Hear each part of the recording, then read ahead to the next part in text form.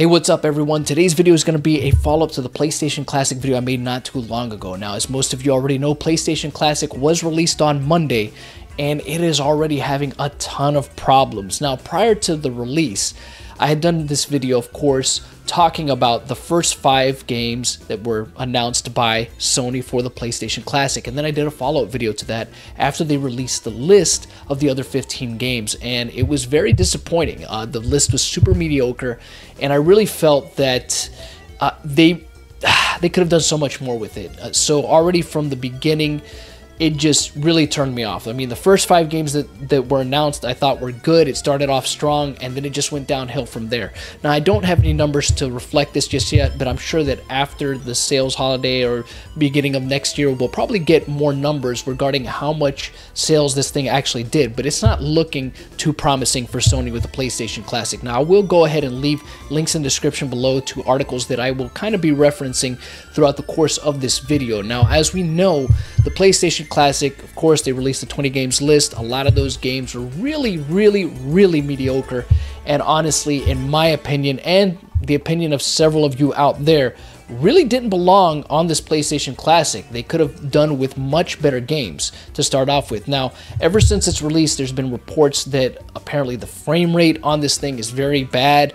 The emulation software is not very good, and that's mostly probably what's causing these frame rates to not be well in the system. So it's not off to a good start. And for the price tag that it's at, $100, a lot of people, after even just hearing, or I should say seeing the list of games that Sony released for this thing, were really turned off by it. There was a lot of people that canceled their pre-orders. Now, of course, again, I don't have any statistical information to back up these claims. I just saw a lot of people online saying that they were going to be canceling their pre-orders for the system, and they were going to sit this one out. And that's what it looks like is really the main thing here that we're going to be looking at. This is not going to really sell all that well. I expect this thing to be returned a lot, and it's going to warm shelves for quite some time. I think that the scenario that we're going to see with the PlayStation Classic is that within a few months, maybe even less, maybe by the time the new year starts, these things are going to drop significantly in price so that PlayStation could get some money back. But the thing is, it's just not doing well. It's just,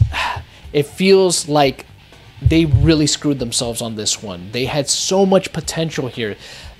Everything from emulation software. How could you get things like this wrong, Sony? You're such a big company. How could you put out there such a lackluster list of games? It is really unfortunate, because this could have been something really great. As I said in the previous video, when you have something like the SNES Classic Edition, which has games on there, a ton of games on there that people want to play, and really only a handful of games that people might not really care all that much for, that's not bad. That's a pretty good thing. On top of the fact that you could unlock a game in this, really made it a strong seller. Or I should say, it gave it a very strong selling point because of that.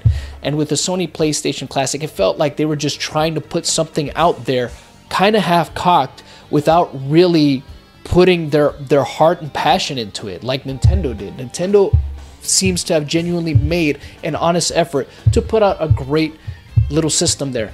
With Sony PlayStation Classic, it's like they couldn't be troubled. Now, of course, I understand, to play devil's advocate here a little bit, I understand that they probably had some licensing issues with some of the companies that they could have gotten games for. Games like Tomb Raider that probably should have been on there. Games like Crash Bandicoot, even the Spyro games, at least one of each of those franchised games should have been on this system, and they weren't. And of course, as I said in the previous video, the biggest disappointment of all that I thought, and they really dropped the ball on, was not putting Castlevania Symphony of the Night on there, which is an important game to put on there. I would put it right up there with Final Fantasy VII and Metal Gear Solid as important games to have on this PlayStation Classic. And of course, because these were games that were a big turning point for PlayStation overall. Now, I'm a huge PlayStation fan, especially PlayStation 1. Of all the systems I own, it's probably the system that I have the most games for, if I'm being completely honest here. I'm pretty sure I do. I have at least, if not 100 games, I have at least close to 100 games on that system. So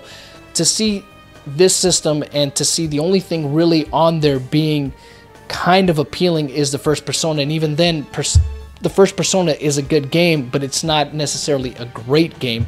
But that was really the only thing on there that would appeal to somebody like me, outside of having maybe a couple other games that I would have liked to have seen on there that would have made it worth me buying. But unfortunately, at a $100 price tag, absolutely not worth the buy. and I can see this thing dropping very low. I mean, at the very least, we're going to see the first price drop, I would think, to be at least the price cutting in half, maybe 50 bucks, maybe less, I don't know.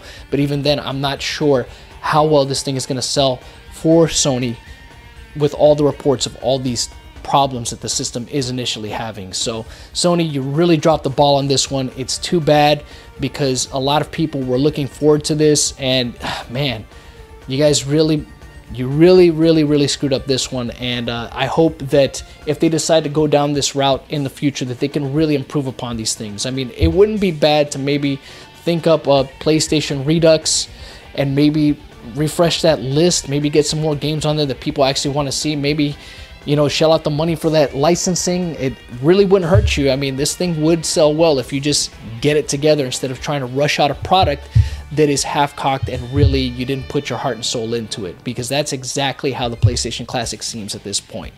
It's too bad. Anyways, guys, let me know what you guys think in the comments section below. Until next time, you know how it goes. The hunt continues.